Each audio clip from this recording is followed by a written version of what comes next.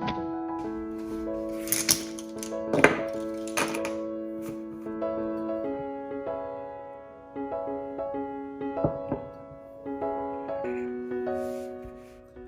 MLCC, this is the week of February the 7th, and I want to remind you that we are at our best when we are all engaged in authentic, life-giving relationships. And one of the things that we were talking about last week was authenticity.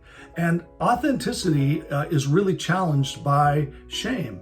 Shame can keep us from being authentic. Remember I talked about like shame being mold and mildew. It grows in the dark and damp and airless spaces.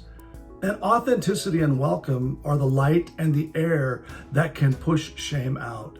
I gave you two resources from Kurt Thompson. One is his book, The Soul of Shame, retelling the stories we believe about ourselves. And the other is the Being Known podcast. And I highly recommend both of these resources. They're so helpful. But shame is what pushes Adam and Eve under the fig leaves and behind the trees. Shame is what pushes Peter back to fishing after he had disappointed Jesus.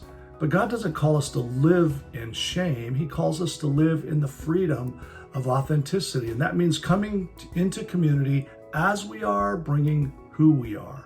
Some of that requires confession before God. 1 John 1:9, that if we confess our sins before God, He is faithful to forgive us our sins and to cleanse us from all unrighteousness.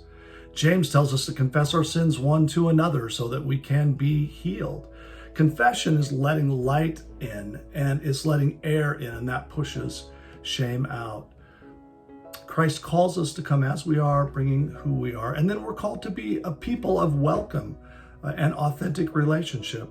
I was talking with you about the African word sawubona, which means I see you. Can we see others as we are? And it doesn't just mean I see you like I see you in my vision, but it means all my attention is on you. I see you and I allow myself to discover your needs, to see your fears, to identify your mistakes and accept them. I accept you for who you are and that you are a part of me. You come to me as you are, bringing who you are.